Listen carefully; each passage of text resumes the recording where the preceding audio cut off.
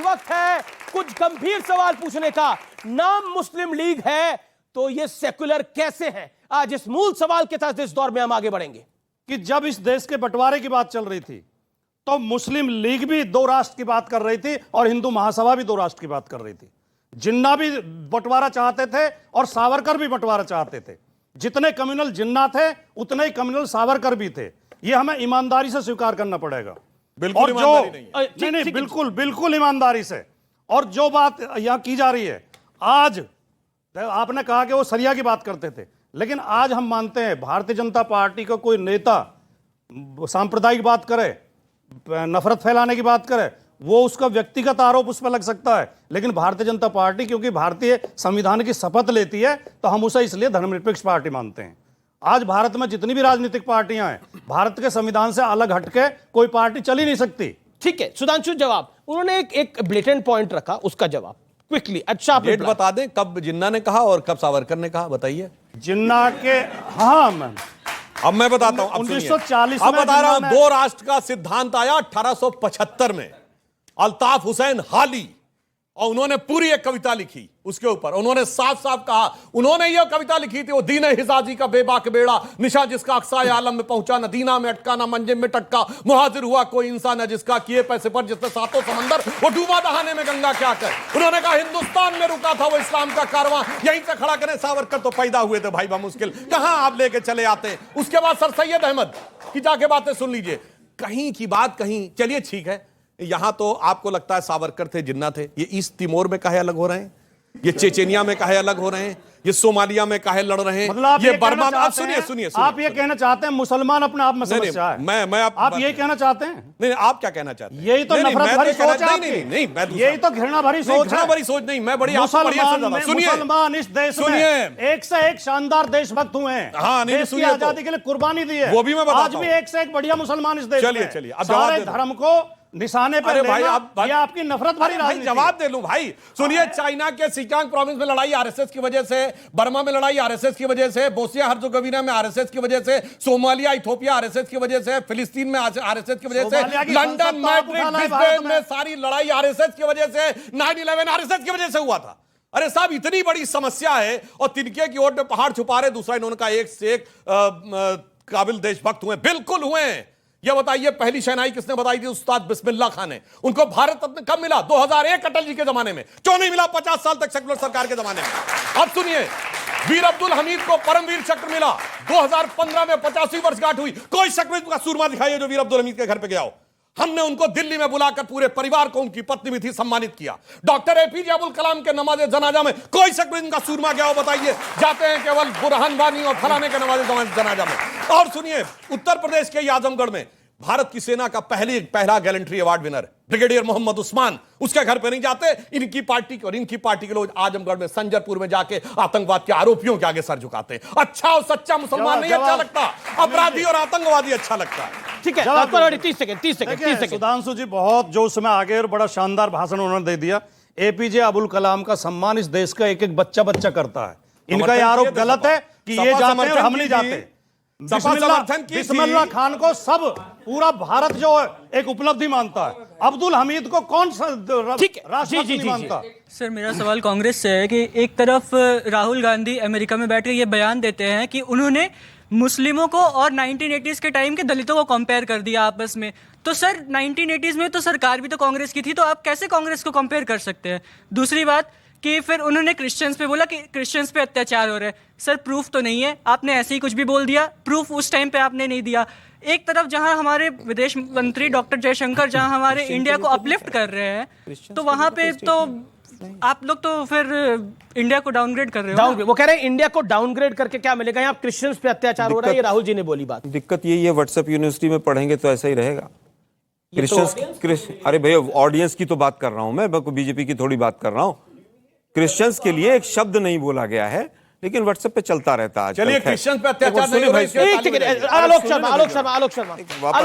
शर्मा पर राहुल जी ने बोली ना ये बात, मतलब यानी सारी समस्या एक। अच्छा, राहुल जी ने बोली एक सेकंड। दिक्कत यह है इस देश के अंदर, मोदी जी ने कहा कि इधर से आलू डालो और सोना निकलेगा। वो स्टेटमेंट व्हाट्सएप यूनिवर्सिटी पर राहुल गांधी को चेप दी गई, लेकिन बच्चों को आज नहीं पता है वो स्टेटमेंट मोदी जी की थी। पूरे देश को पता है, लेकिन व्हाट्सएप यूनिवर्सिटी ने ऐसा चेप दिया। बताएं, शकल अब ऐसी वापस है, आते बोलने के हैं, लगे। अब वापस आते सवाल तो वाजिब है, सवाल तो वाजिब है। क्रिश्चियंस के बारे में बोला राहुल गांधी ने। सुनिए, क्रिश्चियंस के ऊपर बात हुई, लेकिन क्रिश्चियंस के ऊपर अत्याचार होना ऐसा नहीं बोला है। यही बोला राहुल ने, राहुल जी ने यही बोला। मुझे मेरी नॉलेज में नहीं है, अगर होगा तो मैं जरूर आपके नहीं, पर- सामने आऊंगा। वापस आता हूं। ओके, शिवम कुछ कहना चाहते हैं इसके ऊपर। राहुल गांधी ने कहा कि 1980 के दशक में जो दलितों के साथ होता था, आज वो हिंदुस्तान में मुसलमानों के साथ, क्रिश्चियंस के साथ, सिखों के साथ और सारी माइनॉरिटीज के साथ हो रहा है। आप जो कह रहे हैं कि जातिवाद हिंदुस्तान में है या नहीं है, 58 साल तो आप ही रहे हो संसद में, आपने उस जातिवाद को खत्म करने के लिए किया। एक सेकंड, आप क्या कह रहे हैं? मिसकोट कर रहे हैं। क्यों कर रहे हैं मिसकोट? शिवम, उन्होंने जो भय की बात करी, उस चीज को उन्होंने कोट करा। और पहली बात, राहुल गांधी साहब तो वो ये कह रहे हैं कि आज हर एक युवा के अंदर भी ये भय है कि आने वाला उसका मुस्तकबिल क्या होगा। किसानों के अंदर भी भय है। आप में भय है? आप भी युवा हैं, भय है आप में? आप युवा हैं, भय है? नहीं, मैं आप भय, बताइए ना, ये सवाल है मेरा। आप युवा हैं, भय है आप में? सुनिए, भारत का मुसलमान, और मैं मैं अपने भारतीय होने पे बेइंतहा यकीन करता हूं, और मैं बाबा साहब भीमराव अंबेडकर के बनाए हुए संविधान पे यकीन मैंने करता सवाल हूं। पूछा सर, आप और में भय है? सुनिए, लफ्ज़ मुसलमान से जिनको तकलीफ है, आज वो भावनाओं में ज्यादा बह गए और अपने आप को सेकुलर साबित करने की कोशिश करने लगे। वीर अब्दुल हमीद पे पहुंचे, उसके बाद ब्रिगेडियर उस्मान पे अरे भाई, पहुंचे, हमने और किया। एक भी मुसलमान को टिकट नहीं दिया जाता। एक भी मुसलमान को टिकट नहीं दिया जाता। लफ्ज़ मुसलमान से देखें, और पासवान का कार्ड खेलेंगे जाकर के। पासमंदा का कार्ड खेलेंगे। पब्लिक ताली बजा रही है, पब्लिक ताली बजा रही है। जी, इनके सवाल पे ताली आई है पब्लिक की। भैया जवाब देना पड़ेगा। बोला वो पूरा फैक्ट के साथ बोला। 2001 में ही क्यों मिला उस्ताद बिस्मिल्लाह खां को? वीर अब्दुल हमीद के घर में को टिकट दिया अभी तक आपने? एक दिखाओ जो आप बताइए कांग्रेस का कितने नेता गया हो, मुसलमानों को कम्युनिस्ट का टिकट नेता, दिया बताइए अभी वीर अब्दुल हमीद के तक? घर आप में। मुसलमानों की हितैषी होने की बात करते हैं, एक हाथ में जो है कुरान होना चाहिए, एक हाथ में कंप्यूटर होना चाहिए। बताइए, मुस्लिम रिप्रेजेंटेशन जब सदन के अंदर नहीं पहुंचेगा तो उनका कैसे दायित्व आगे बढ़ेगा? ये सवाल वाजिब है। देखिए अच्छा, सुनिए सुनिए। अच्छा ठीक है, ये आप कहते हैं कि ये देश सेकुलर है, ये कहते हैं ना बात आप। अगर ये देश सेकुलर है, ये सवाल है, और इस सवाल में पब्लिक ने ताली भी बजाई है। क्या आपको लगता है, मैं कोई ताली को एंडोर्समेंट नहीं मानता, but it is a question Sudhanshu Trivedi, ये सवाल अकलियतें पूछेंगी कि उनका रिप्रेजेंटेशन क्यों नहीं? अगर राहुल गांधी ये विदेश में बात कहते हैं, उस पर डिसएग्रीमेंट हो सकता है, लेकिन इस बात पर आपका जवाब क्या है? देश आपको सुन पहली रहा है बात इस इनको समय। क्लियर कर दूं। जी। बाबा साहब अंबेडकर का नाम बहुत लेने लगे हैं आजकल ये लोग। बता रहा हूं, उनकी किताब है पाकिस्तान अथवा भारत का विभाजन, पेज नंबर 104 105 पे जाके पढ़िए। नोट कर उन्होंने रहे लिखा हैं। है कि इस्लाम के लिए भाईचारा एक बंद कंपार्टमेंट है, जहां सिर्फ इस्लाम के अंदर वालों के लिए भाईचारा है, बाहर वालों के लिए नफरत और हिकारत है।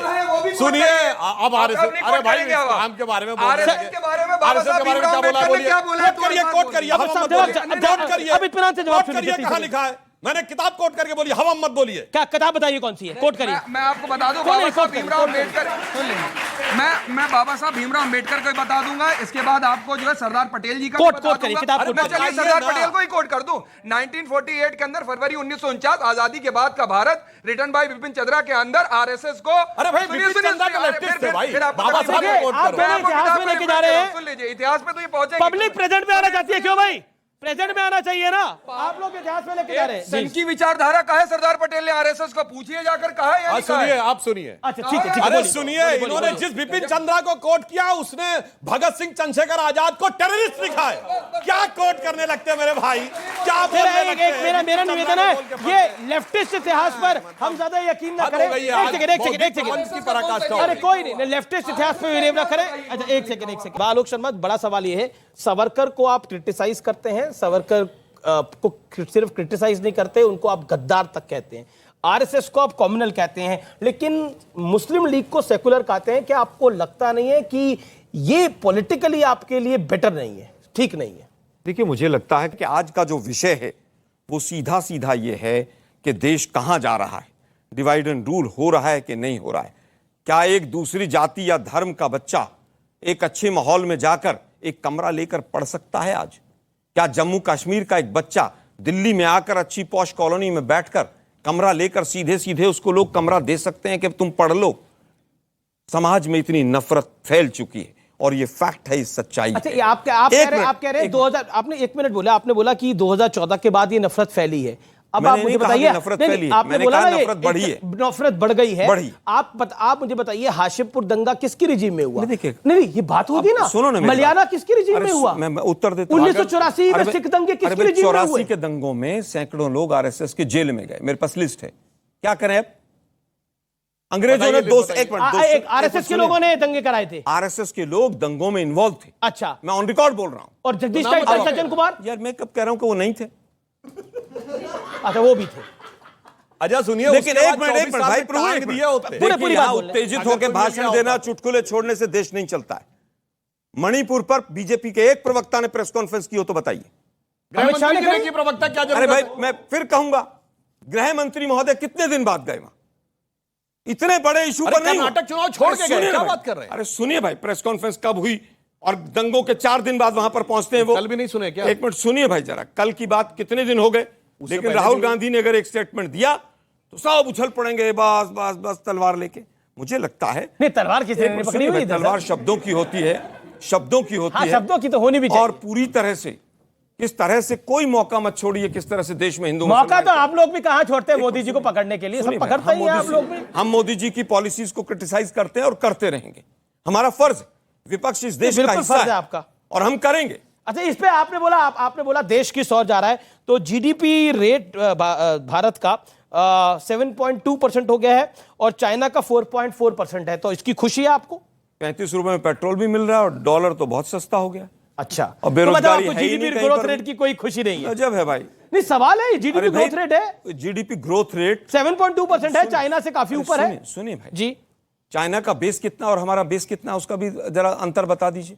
अमेरिका का बेस इकोनॉमी का कितना और हमारा कितना, वो भी बता दीजिए। बेस पे तो थोड़ा अंतर बहुत मुझे वही लगता है ना, गुमराह करने वाले आंकड़ों को सामने रख दीजिए। अच्छा एक बात बताइए, केवल अच्छा गुमराह कीजिए, ब्रिटेन से तो आगे बड़ी बढ़ते हमारी रहिए। इकोनॉमी है ना, जिन्होंने हम पे 200 साल राज किया, उनसे बड़ी अर्थव्यवस्था हमारी है। मुझे और पूरे देश को तो उस पर बहुत गर्व है। और उसका जो जीडीपी ग्रोथ रेट है वो 0.3% है, हमारा 7.2% है, अमेरिका का 1% है।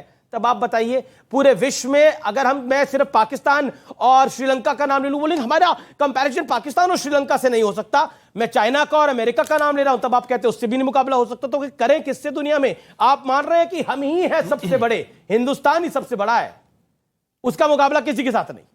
इंग्लैंड में पिछले 40 वर्षों की सबसे भयानक मंदी है। अब तो अपने ही से तुलना है ना।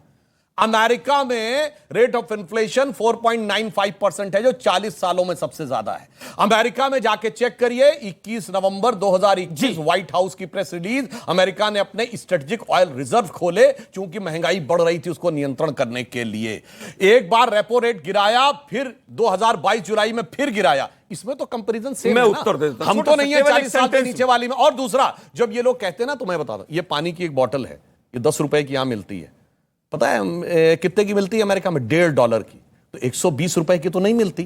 तो बराबरी करो, तो पूरी बराबरी की बात करो। अब मैं कहना चाहता हूं, यहां आदमी चाहे तो 50-60 रुपए में भी एक नाश्ता 60-70 रुपए में करके आ सकता है। अमेरिका में 50 सेंट में कोई नाश्ता नहीं कर सकता। तो वो होता paying power parity, purchasing power parity. उसमें हम दुनिया के तीसरे नंबर की अर्थव्यवस्था है। अब आप मुझे बताइए, मुस्लिम लीग के 3 ऐसे कारनामे जिसमें वो आपको सेकुलर नजर आ रही है, बताइए। एक शेर और करूंगा ना, शेरों से थोड़ी बताइएगा लगेगा ना ना ना ना ना।